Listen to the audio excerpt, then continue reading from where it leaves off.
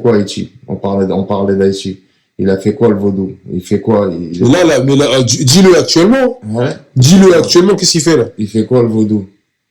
Il fait quoi, le Qu'est-ce vaudou? qu'il fait là? Il fait quoi, le vaudou, dans toute l'Afrique? Il fait quoi, Haïti? Qu'est-ce qu'il fait? Il vous fait pas combattre, il vous donne pas une force inouïe pour combattre l'oppresseur. Arrêtez avec vos conneries. Non, moi je pense que Et arrêtez de salir nos religions, je vous le dis. Ouais, Je non, vous le ça dis c'est clairement, arrêtez clair. de salir nos religions. Ça c'est clair. Non, mais ça, Respectez les gens. mais franchement, moi je pense que les gars, il y a un moment donné, il faut qu'on arrête avec ça. Il faut qu'on arrête avec toute cette croyance là, tout ce soft power que les ricains nous mettent depuis petit, d'accord? Depuis, voilà, moi j'ai ça les gars, ça fait depuis les années 90 qu'ils nous ont matrixé avec leurs films à la mort moelleux, hein? D'accord? C'est vrai, hein, c'était bien de regarder de temps en temps un Schwarzenegger, un Rocky, tout ça, etc. Mais les gars, ces gens-là sont des menteurs pathologiques, Pathologique. d'accord? Ce sont des menteurs pathologiques. Tout ce qui sort de leur Et bouche, il faut mensonge. très clairement ne plus les croire. Que des mensonges. Mettre une croix dessus. L'empire du mensonge. Monsieur Poutine, il a tout dit. Non, oui, dans son fameux discours de 2 heures, là, qui est, au début du Covid, oui, je me rappelle. Mais, non, mais c'est complètement ça. Il faut arrêter de croire ces personnes-là. C'est-à-dire que, quoi qu'ils vont vous dire, en réalité, c'est faux. Quoi qu'il vous dise, c'est faux. C'est faux. En fait, ces gens-là ne peuvent pas se passer de mensonges. La chose que vous croyez la plus évidente, c'est faux. Exactement. Votre croyance. Leur voyage sur la Lune, toutes leurs conneries de faire je sais pas quoi là. Les gars, tout est faux, tout est pipé. Tout est faux. Tout est Tout pipé. est faux. Et ça. En fait, il y en a beaucoup. Le problème, c'est qu'il y en a beaucoup, ils vont tomber des nues. Il y en a beaucoup. Je sais, hein, moi je vous le dis, hein, même dans mon entourage, il y en a beaucoup qui vont tomber des nues. Ils sont endoctrinés jusqu'à l'os. Bah ouais. Jusqu'à l'os. Tout leur truc de World Trade Center, je sais pas quoi là. Après, ça 15 ans après, ça s'est démoli, tout a été démontré que c'était totalement pipé. Pipé. Hein? C'était totalement pipé. Et ça, j'ai même pas envie de vous dire, ouais, c'est des trucs que je savais, je rentre même pas là-dedans. Moi, ces gens-là, moi, je vous dis la vérité, je les crois pas, moi. T'as vu? En tout cas, allez voir, Oui. vous avez tous YouTube, dans les années 80, déjà, Netanyahou, il a le même discours à dire que le danger, c'est Saddam, le danger à désigner des cibles dans le Moyen-Orient. Il a fait ça à tout le monde. Il a fait ça à tout le monde. Et là, à l'Iran, il a fait ça pendant 20 ans, il les a pas lâchés. Oui, regardez, attention. Il a demandé la tête à Khamenei. Il veut tuer Khamenei. Voilà, le guide suprême. Mais est-ce que ça changera quelque chose pour toi? Ça changera rien. L'histoire l'a toujours montré. Tu peux faire ça sur des pays qui sont un peu instables, ça marchera. Mais sur un pays, vous savez, les gars, les surnoms de l'Iran, le tombeau des empires. Les Romains, pendant 5 siècles, ils se sont cassés les dents là-dessus. Ah ouais, d'accord. Tous les empires, ils sont passés là-bas. Personne peut sur eux. Ouais, c'est un délire Afghanistan. Ouais, c'est comme les Afghans, ils sont voisins. D'ailleurs, ils sont voisins et la frontière Ouais, est c'est ouverte. vrai, c'est vrai. La frontière, elle est ouverte. Il n'y a aucune tension entre eux. C'est des guerriers absolus. Ils ont ça dans l'âme. Et tu pourras rien faire sur eux. Tu tues Khamenei, il y en a un autre qui viendra. Tu tues 15 scientifiques, c'est pas grave. Il y en a 5000 qui attendent, il a dit le chef. Le chef. Ah ouais, 5000. 5000 qui attendent. Allez regarder aussi le seul prix Nobel de l'histoire français, excusez-moi, la seule femme dans l'histoire qui a été prix Nobel scientifique, c'est une Iranienne, toutes ses études en Iran. Ça, on vous le dira jamais. Il y a des juifs qui sont énormément de juifs dans l'armée. Les vrais juifs. On va vous mettre les photos, les gars. On va vous montrer les photos. Énormément de juifs dans l'armée iranienne. Incorporés dans l'armée iranienne. On parle pas des faux juifs qui sont... Non, on parle pas des gens du Mossad. Hein. Tout ce qui est en Israël... On parle pas du MOS, les gars. On parle pas du MOS. On parle pas de l'entité génocidaire. On parle des vrais juifs qui suivent la Torah. Bah, en Iran, ils vivent très bien. Il y a une très très forte communauté qui a toujours été là, toujours présente et très bien incorporée et qui a dit, et ça aussi on le mettra, qui a dit que les bombardements étaient scandaleux et qu'ils étaient à 100% avec l'Iran. Le chef de la communauté juive en Iran, il est sorti, il a parlé. Ouais, parce que je pense qu'en réalité ils ont compris que là-bas en vérité c'était un enclos, comment dirais-je, c'était un enclos pour les résidus les résidus de personnes. C'est-à-dire que même entre eux, ces personnes-là, vu que ce sont des athées, Exactement. c'est-à-dire qu'elles ont ramené, en fait, elles considèrent les personnes, excusez-moi de le dire, les personnes juives de là-bas comme du bétail. Du bétail. Comme du bétail. En fait, c'est veut juste remplir, si vous voulez. En fait, ces personnes-là, elles ne comptent pas. Je sais pas si vous avez remarqué. Depuis le début, entre guillemets, du 7 octobre, là, ces personnes-là ne comptent pas. Elles sont juste là, en fait, pour servir d'appât. Encore un argument pour ceux qui ont la tête dure. Smotrich, le Premier ministre, et Ben Gvir, les deux ministres les plus importants du gouvernement Netanyahou, qu'on connaît tous maintenant, les deux assassins, là, les deux, ils étaient interdits des États-Unis pendant plus de 30 ans. Parce que c'est des grands terroristes. Et regardez, hein, allez chercher hein, sur Internet, on peut plus mentir de nos jours. Hein. On n'est plus dans les années 80. Non, on va chercher, t'inquiète. Et allez voir aussi, interdit de se présenter aux élections en Israël. Interdit de rentrer en politique. Du jour au lendemain, ils se propulsent à la tête du pays et à diriger et à faire des grands discours de haine. On est dans un monde et on est dans un basculement incroyable. Mais c'est quoi qui fait ça? Israël, c'est quoi? C'est le pouvoir de quoi? L'argent, c'est-à-dire ils achètent les gens? Mais ils ont trop d'argent, ils contrôlent les banques, ils contrôlent tout le monde. Ils contrôlent tout, tu contrôles la banque, l'économie, ça y est, t'as gagné, mon frère. Ah ouais. Le cinéma, Hollywood, les médias. Ça fait partie aussi des freins, ce que je disais tout à l'heure, des freins du Moyen-Orient, des pays du Moyen-Orient, qui ont du mal justement à passer à l'acte par rapport à eux, parce qu'en vérité, il y a trop d'intérêt en jeu. Il y a trop d'intérêt en jeu et c'est des démons.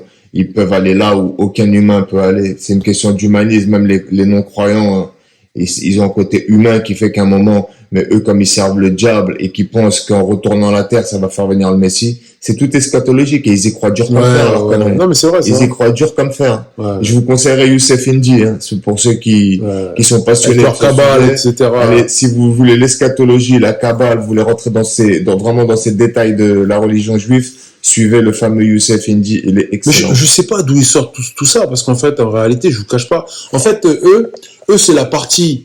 Si vous voulez, attendez, je vais essayer de vous le résumer convenablement. En réalité, les personnes qui sont à la tête de cette entité-là sont la partie, si vous voulez, vaudouisée. Je dis ça grossièrement, attention, je dis pas que le vaudou, c'est simplement le mal, hein, pas du tout. Pas du tout. Mais c'est la partie vaudouisée du mal, ok, de la partie justement religieuse. Ouais, d'accord, c'est ça. Okay, toute leur cabale, tout ça, etc. Ouais. C'est la partie maléfique. Maléfique, ouais, c'est ça. C'est la partie maléfique. Ouais, c'est ça. Parce que il y a dans tout ce qu'on fait, hein, vous savez, il y a le bien, il y a le mal. D'accord. Dans tout ce qu'on fait, il y a le bien et il y a le mal, les gars. Ça, c'est quelque chose de, je suis pas spécialement manichéen, mais moi, je vous le dis, dans tout ce qu'on fait, il y a le bien et il y a le mal. Comme il y a le chaud, il y a le froid. Comme la magie noire, tout ça. C'est ça. Il y a tous ces gens. Bien sûr, il y a des gens quand tu pratiques une ruqya sur quelqu'un, je peux pas dire c'est une magie particulièrement, mais en fait c'est une forme de demande à Dieu de te guérir d'un mal. D'un mal, ouais. Ok. Donc par rapport à ça, on va se servir par exemple des versets du Coran pour pouvoir t'aider à te traiter, sachant que bien entendu ta ruqya elle est d'abord il faut d'abord tenter de te la faire toi-même, d'accord, avant d'appeler quelqu'un. Ça, c'est des choses que beaucoup ne savent pas. En fait, la ruqya, c'est d'abord toi-même qui demande à Dieu de te guérir, ok.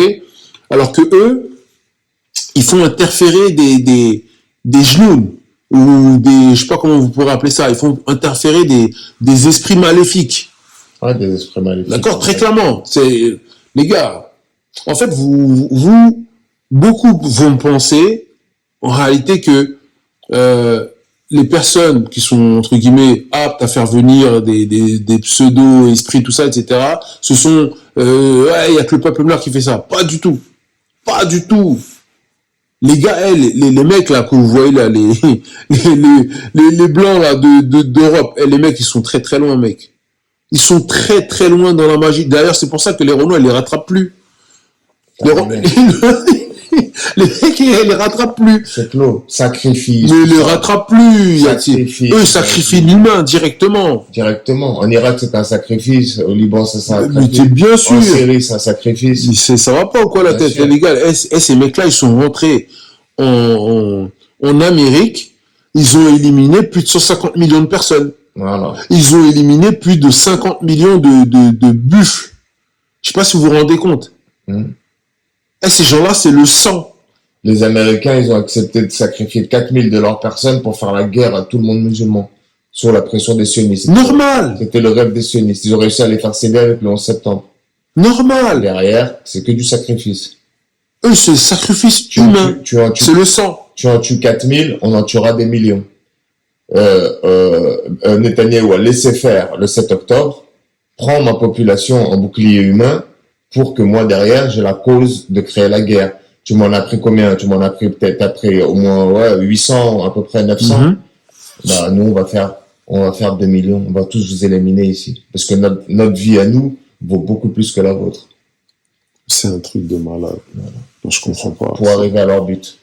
Mais non, mais moi, j'en veux quand même un peu au monde musulman. Parce que même si c'est vrai qu'il y a des intérêts, tout ça, etc., mais à un moment donné, il y a l'honneur qui passe avant tout, les gars. D'accord, il y a l'argent c'est bien, mais le respect c'est tout, comme disait le frère Alpha Sanguin. Ok, Ousmane Badara, dédicace.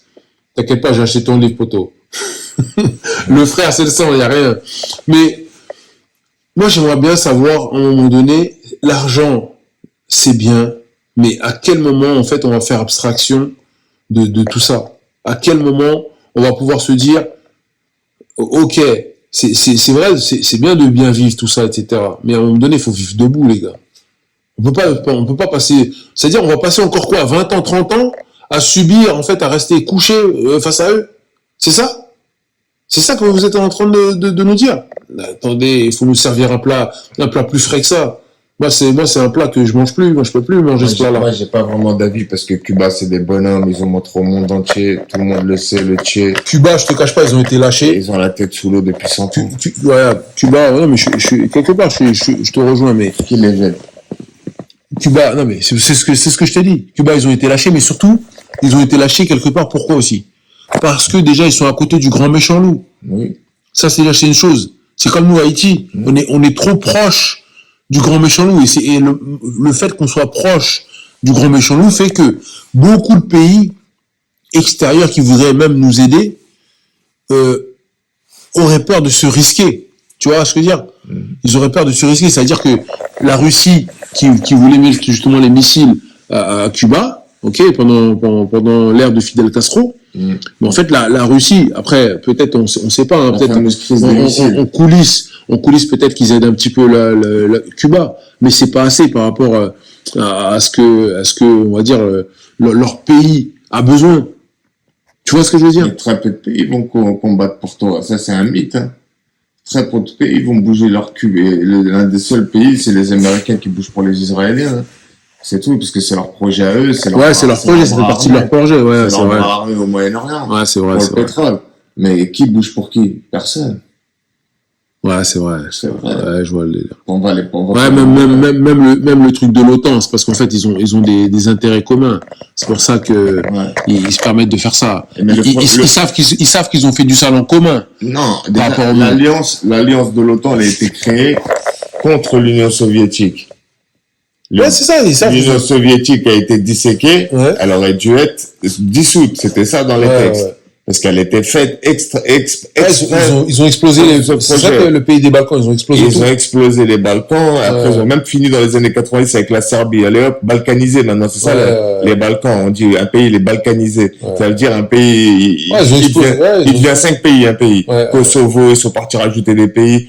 Bref. Exactement. Et tout ça pour dire que, non, on a affaire à des démons qui ont 10 000 tours dans leur sac. Franchement, c'est impressionnant. Enfin, faut dire la vérité, c'est impressionnant. Après, quelque part, t'as vu, nous, je veux dire, la plupart des musulmans, ils sont préparés à ça. Ils sont préparés, La plupart des musulmans, ils savent que, on va dire, leur vie à eux est basée dans l'au-delà aussi. Ils ont choisi, hein, c'est un choix qu'ils ont fait. Bien sûr. Ok? Et leur vie est basée dans l'au-delà, tandis que la vie, on va dire, du vrai croyant, lui, il sait que la vie d'ici-bas, c'est bien, ok, pas de problème. Mais il y a surtout la vie de l'au-delà. Exactement. Nous, on va pas... Parce que c'est la vie de l'au-delà qui compte beaucoup plus que celle d'ici-bas. Celle d'ici-bas, en réalité, ce soir, tu peux mourir. Il y a des gens qui viennent, ils vivent jusqu'à 10 ans, 11 ans, il perd. Ouais. Tu vois? Donc, en réalité, c'est de la futilité, tout ça. Il y en a qui pensent, justement, que, en faisant maintenant, ils font des actes carrément horribles avec des nouveau-nés, tout ça, etc. Voilà, on va pas citer ça ici pour pas être bloqué, mais les gars, moi, je pense que, à un moment donné, il n'y a pas que l'argent. Moi, je pense que, à un moment donné, votre dignité, votre honneur, c'est ce qui fait de vous, en fait, quelqu'un de vivant. Ok? Si vous n'êtes pas, je veux dire, si on n'est pas capable de se mettre en tête que nous sommes des humains, nous sommes un être bien à part entière, et qu'on puisse justement être avec des gens qui sont aussi humains comme nous. D'accord? Parce que moi je vous dis, il y a des gens qui ont l'air d'être des êtres humains, mais qui n'en sont pas. Vous voyez ce que je veux dire? Parce qu'ils n'ont pas d'honneur, ils n'ont pas de face. Il y a des gens qui sont juste des êtres humains de surface, comme j'aime l'appeler. Ouais, c'est vrai. La vérité. Et croyez pas, c'est parce qu'ils mettent un costard qu'ils parlent bien, ceci, cela, et vous croyez que ça y est, ah ouais, lui c'est quelqu'un de bien, c'est quelqu'un de, ah oui, de haut placé. Satan, il a l'aspect d'un humain, et il est plutôt gentil, et il a plutôt bien sûr, il est charmeur, même, il est charmant. Hein? C'est comme ça qu'on le décrit dans les livres. Charmants, regardez, même à l'Élysée, ils sont charmants, ils sont tous beaux dans leur costard. Mais en réalité, ce sont des gens de surface. Aucune émotion, aucune sensation. Ils n'ont pas d'âme, ils ont rien, ils sont vides en vérité de sens, ils ont rien du tout. Ils ressentent rien, ils ont aucune empathie. Et moi, ce qui me fait peur, c'est que c'est quelque chose qui commence à s'abattre, ou qui s'abat même depuis pas mal d'années déjà, sur la nation. C'est-à-dire qu'on a de moins en moins d'empathie pour l'humain, alors que soi-disant, on est censé être dans un pays soi-disant développé, et aujourd'hui on nous fait croire que le développement c'est ça, c'est-à-dire que être dans un pays développé aujourd'hui, c'est de passer à côté de quelqu'un, limite le traverser parce qu'il dort par terre parce qu'il n'a pas de maison, rien du tout, les SDF, tu le traverses comme s'il n'existait pas. Tu vois ce que je veux dire? Est-ce que vous arrivez à vous mettre, les gars, dans la psychologie dans laquelle je veux vous amener? C'est-à-dire que aujourd'hui, on nous vend l'Occident comme quelque chose de super, de développé, etc., etc. En fait, j'ai l'impression que plus ces sociétés-là se développent, moins elles sont humanisées. Ouais, c'est ça. C'est ça ou pas? Et on a l'impression que finalement, les plus ou moins, attendez, peut-être que je me trompe, les gars, mais les seuls peuples qui sont encore avec un sens humain, d'accord, restent quelque part quelques peuples africains, d'accord, des peuples autochtones, et les peuples musulmans, la plupart. Faut pas se mentir, je vous le dis, et c'est pour ça que j'aime parler de dernier rempart. L'islam comme le dernier rempart, parce que on a toute cette psychologie-là. Est-ce que tu vois ce que je veux dire, Farid? Ouais, exactement. Tu vois, entre l'entité capitaliste qui est en train de pourrir le monde à vitesse grand V, et quelque part, t'as le morceau musulman, c'est-à-dire que tout le dogme musulman du monde entier, hein, qui fait, entre guillemets, barrière à tout ça. Ils ont compris que le musulman, il n'a pas peur de la mort. Il n'a pas peur de la mort, ça c'est une chose, mais surtout, la plupart des musulmans, ils comprennent que, ok, c'est bien, l'argent c'est bien, mais en fait, il n'y a pas que ça. Il n'y a pas que ça, en fait. C'est ça que je suis en train de vous expliquer. Avoir de l'argent, bien sûr, il faut s'en sortir. Mais est-ce que c'est cet argent-là qui va faire de nous des êtres humains? Parce que c'est ça qui va nous mettre en tête. C'est-à-dire que demain, c'est-à-dire qu'aujourd'hui, si vous ne roulez pas en Porsche Cayenne dernier cri, vous êtes rien. C'est ça, en gros. Si tu vis pas dans une villa de rêve, t'es rien. Si tu n'achètes pas des chaussures de Dolce Gabbana ou je sais pas quoi, t'es rien. C'est-à-dire qu'on est dans l'ultra-consommation à outrance. C'est ça aujourd'hui. Surtout les gens de chez nous. Surtout, c'est ça le pire. C'est nous les consommateurs. C'est ça le pire. C'est-à-dire que en tout cas, nous, même les gens de minorités, hein, les minorités des quartiers en général, des immigrés, je vous parle même pas des États-Unis, où les Noirs sont des consommateurs de rêve. Invétérés. De rêve pour ces capitalistes à la moelle. Mais aujourd'hui, moi, je pense que l'Irak nous montre, en tout cas, la voie à suivre. La voie à suivre. L'Iran.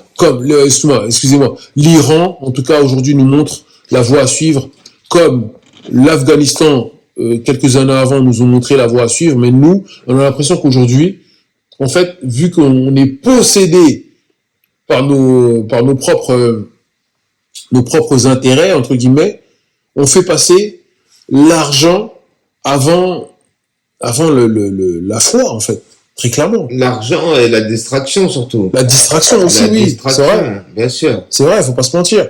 Oui, il y en a plein, ils veulent pas qu'on leur parle de tout ça, ils veulent éviter les sujets, faut qu'ils sortent en boîte, faut qu'ils changent les idées, faut qu'ils aillent Oui, c'est vrai. Ils veulent tout éviter, ils veulent tout faire. Il y en a plein autour de nous. Comme si on pouvait l'éviter. On en parlait tout à l'heure, hein, tu leur envoies des vidéos super intéressantes, c'est pas leur problème. Tu leur envoies des vidéos de femmes à poil, ils te répondent tout de suite dans la minute, ils te disent ouais, t'as pas son snap, c'est qui, c'est quoi. Donc voilà, la plupart sont totalement perdus et ils veulent pas s'intéresser à la réalité. Ouais, c'est ça. Ils préfèrent vivre les yeux fermés. C'est ça. C'est vrai. Et après, on va dire, oui, mais regarde, il nous diabolise, il nous ceci, il nous cela. Mais en fait, ils nous aiment pas. En fait, c'est très facile pour eux de nous faire ça. C'est ça qu'il faut bien comprendre. Trop facile. C'est trop facile pour eux de nous faire ça, les gars. Oui. Des esprits qui lâchent l'affaire comme ça, qui trop facile. Ça la vérité, moi je vous dis. Ça lâche prise tout de suite. Attendez.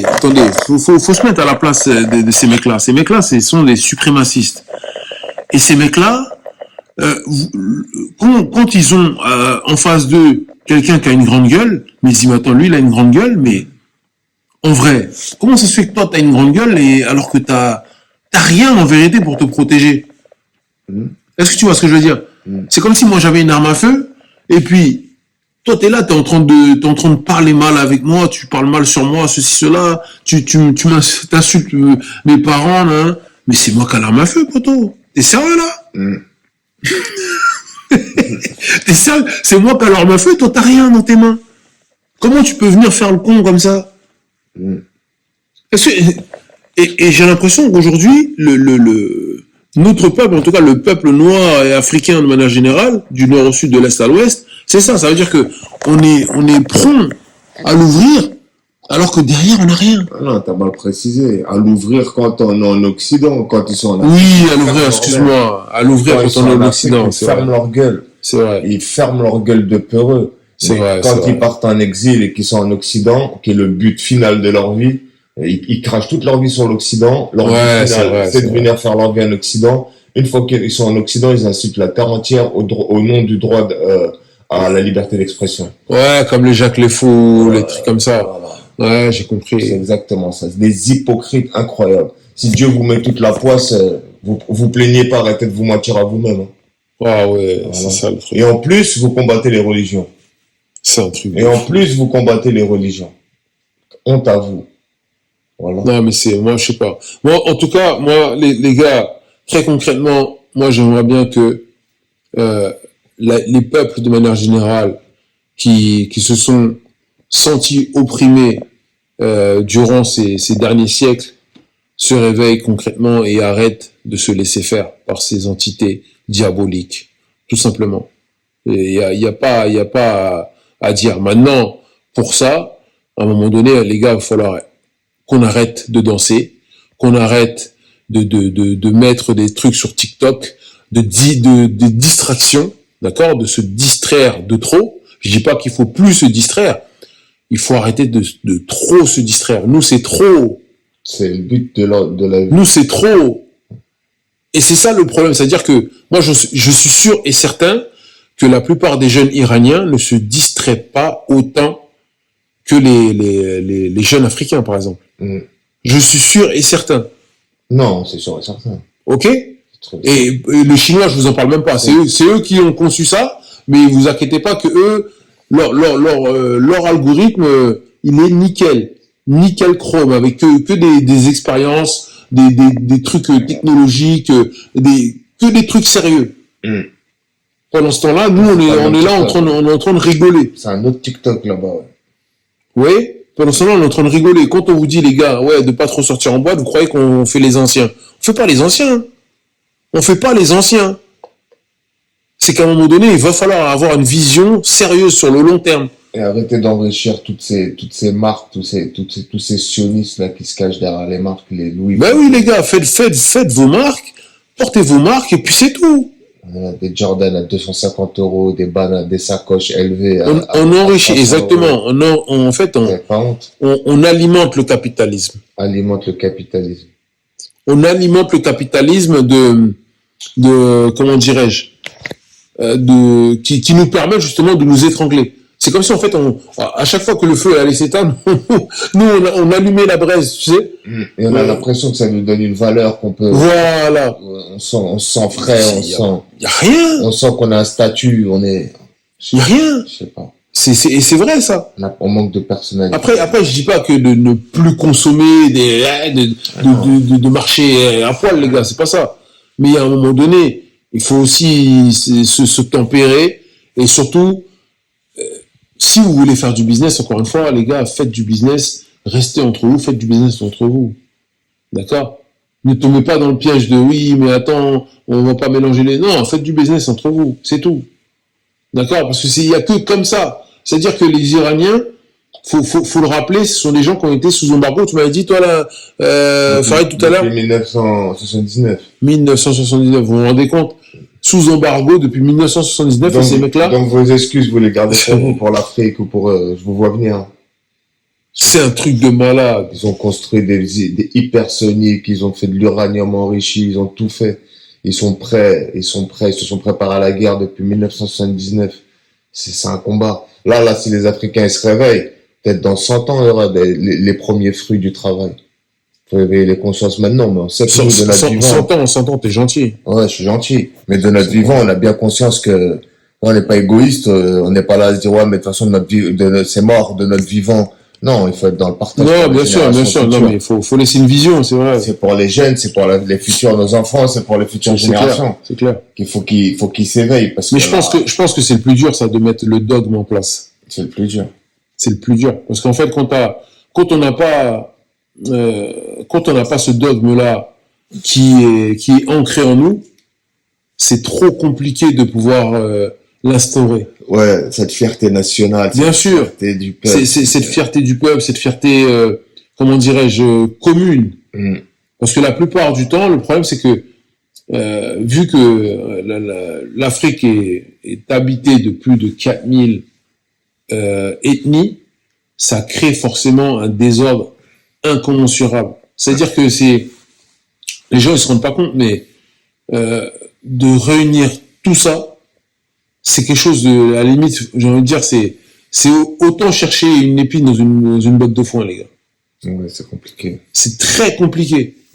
Maintenant, la chance que l'on a, c'est que grâce aux colons qui sont venus, c'est-à-dire avec la langue française ou la langue anglaise, etc., c'est-à-dire qu'il y a une possibilité de pouvoir se raccorder par rapport à ça. C'est vrai. C'est-à-dire que même les gars, on vous le dit, hein, on va se dire les solutions, on vous les dit. C'est-à-dire qu'il y a possibilité de se raccorder par rapport à ça. Donc on peut utiliser ça. C'est-à-dire qu'on n'est plus à l'époque où il y avait 4000 dialectes ou langues différentes, où on n'arrivait pas à se comprendre, etc. On souriait de loin et puis c'est non. Là maintenant il y a possibilité de parler, de communiquer directement. D'ailleurs, tous les gourous, les Kemi Seba, les Omutunde, les Nathalie Yamb, ils parlent qu'en français. J'ai jamais vu une vidéo où ils parlent un dialecte africain. La seule et unique langue, ils crachent. Omutunde, il parlera pas autre chose, sachant que c'est un Guadeloupéen, donc. Ouais, il peut pas parler autre chose. Il peut pas parler autre chose que le français. Mais voilà. Ok. Mais très honnêtement, moi nous tout ce qu'on a envie de dire à travers ces podcasts qu'on vous fait à chaque fois, les gars, c'est vraiment, on doit garder espoir. C'est vrai que ça a l'air utopique ce qu'on essaie de faire à chaque fois, de dire et tout, mais il faut garder espoir et surtout tenter de ne pas se laisser faire, ne pas avoir l'esprit de se laisser faire, de se dire que c'est mort et qu'il y a rien à faire, même si c'est très compliqué. Le très compliqué n'est pas insurmontable. Maintenant, il y a des étapes à faire. Et si on fait pas ces étapes, il est clair que on ne sera pas demain la veille, les gars. Ça, c'est clair et net. Gaza, ils sont plus proches de la liberté que la plupart des pays d'Afrique, parce qu'ils ont déjà la mentale, c'est le plus important. Non, ils ont déjà le dogme, c'est bon. Ils ont le dogme et le matériel, les bâtiments, tu reconstruiras, c'est relou, mais tu mettras le temps, tu reconstruiras. Mais ils sont détruits, mais de l'intérieur, c'est nous, on est détruits, c'est pas eux. Non, c'est clair. Non, C'est clair. C'est nous, on est détruits. C'est clair. Voilà. Mais pour finir, les gars, très clairement, enfin, dis-moi, par rapport, comment tu vois, toi, la suite des événements?